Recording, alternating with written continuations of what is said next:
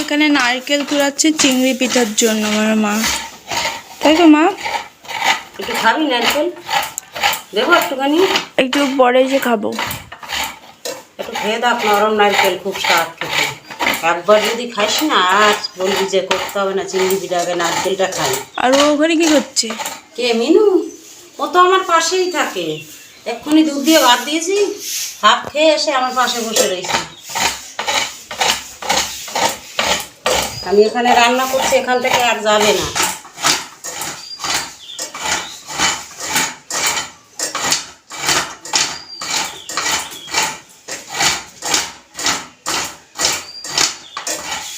চিংড়ি মাছ আর এ আছে নারকেল, একটা নারকেল কুড়াই নিয়েছি। এবারে চিংড়ি মাছ আর নারকেল একসঙ্গে করব।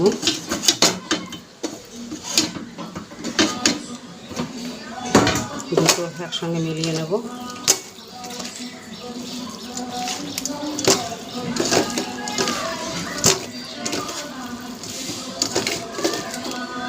এবারে একটা মিক্সারের বাটি নিয়েছি, এগুলো দেব।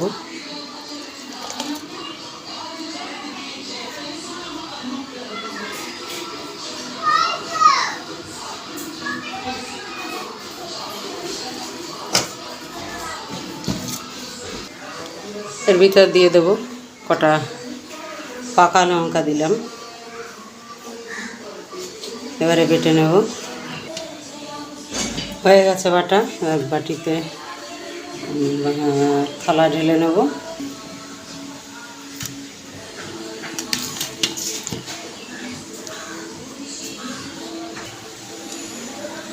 এখান থেকে অল্প একটুখানি রেখে দেব ভেন্ডির জন্য, এটুকু রেখে দিলাম। প্রথমে আমি গ্যাসটা ধরিয়ে দেব, তারপরে চাটু বসিয়ে দেবো। চাটু গরম হয়ে থাক। এবার আমি মশলা দিয়ে এটাকে মেখে নেব। অনেকে কমেন্ট করেছেন চিংড়ি পিঠা কীভাবে করা হয়, তাই আমি আজকে চিংড়ি পিঠা বানাচ্ছি। এখানে নিলাম একটার পর একটা পাতা। এই পাতাটা একটু শুকনো শুকনো টাইপের হলে আর ছ্যাঁকা লাগে না, তাহলে আমি এই পাতাটাকে একটু ছেঁকে নেব। চাটুটাকে একটু নামিয়ে একটা পাতা এখান থেকে নিয়ে একটু ছেঁকে নেব গ্যাসে। দেখুন পাতাটা সিদ্ধ হয়ে গেছে। এই পাতাটা ছেঁড়ার ভয় থাকবে না। এবার এই পাতার উপর বসিয়ে দিলাম। চাটুটা আবার বসিয়ে দিলাম গ্যাসে। গ্যাসটা কমিয়ে দিলাম, আস্তে আস্তে করে গরম হোক। আমি এদিকে রেডি করছি চিংড়ি পিঠা। চিংড়ি পিঠা করতে কিন্তু তেমন কোনো উপকরণ লাগে না। প্রথমে আমি একটু পাতায় তেল দিয়ে দেব, যাতে করে তেলটা দিলে চারিদিকে মেখে নিতে হবে, চিংড়ি পিঠাটা লেগে না থাকে, তার জন্য তেল দেওয়া। এবার দেব এই চিংড়ি পিঠার মধ্যে একটু তেল দেব, পরিমাণ মতো লবণ। এবারে দেব হলুদ গুঁড়ো যতটা পরিমাণে লাগবে দেব। দেব পরিমাণ মতো লঙ্কার গুঁড়ো। লঙ্কা একেবারে কম দিতে হবে, যেহেতু চিংড়ি পিঠা চিংড়ি মাছ আর নারকেল, তার জন্য লঙ্কা কম দিতে হবে। মশলা দিলাম লঙ্কা, আগে কাঁচা লঙ্কা দিয়েছি, তাও একটু গুঁড়া লঙ্কা দিলাম। লঙ্কা, হলুদ আর নুন।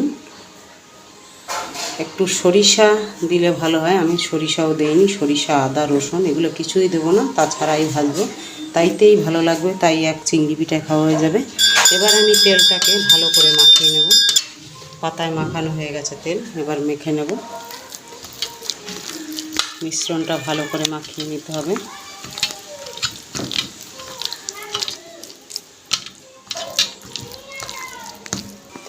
তাহলে মাখানো হয়ে গেছে। এবারে অল্প অল্প করে পাতায় দিয়ে দেবো। পাতায় নিয়ে নিয়েছি সব। এবারে আমি পাতায় ভালো করে, যেমন গোলা রুটি সমান করা হয় ওরকমভাবে সমান করে গোল করে দিয়ে দেব। চারিদিকটা যেন একই সমান হয়। হয়ে গেছে। এবারে ধরে চাটুর উপরে বসিয়ে দেবো পাতা শুদ্ধ। এবারে আমি পাতাটা ধরে এই যে দু হাত দিয়ে থালায় করে তুলে নিলেও হয়, কিন্তু আমি হাত থেকে কাছাকাছি বলে হাত থেকে এই যে চাটুটা গরম হয়ে গেছে, বসিয়ে দিলাম। এবারে আমি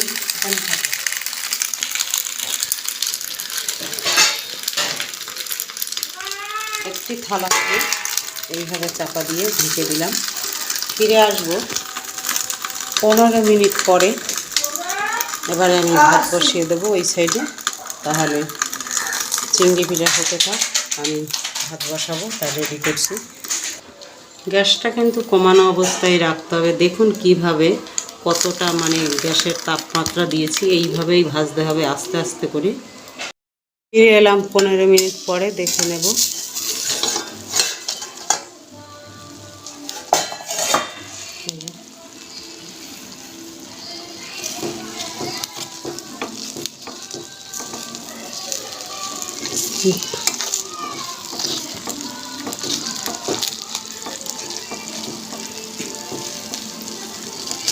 ছাটগুলো ফুটে ছড়িয়ে গেছে, তাই আমি ছাটগুলোকে একটু ঠিক করে দিয়ে এই যে করে দিলাম। এবার উল্টে দেবো। এদিকে আমার চিংড়ি বাছা হয়ে গেছে, ভেন্ডি কাটা হয়ে গেছে, ভাত ফুটে উঠেছে। এবারে উল্টে দেবো চিংড়ি মাছটা। এই যে দেখুন কিভাবে ফুটছে। আমি কিন্তু জল ছাড়া বেটেছি, অথচ জল পুচপুচ করে বেরোচ্ছে। যে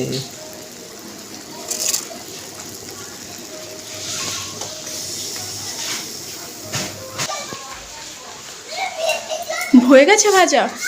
না, হয়নি, এখন উল্টাবো। একটু ধর।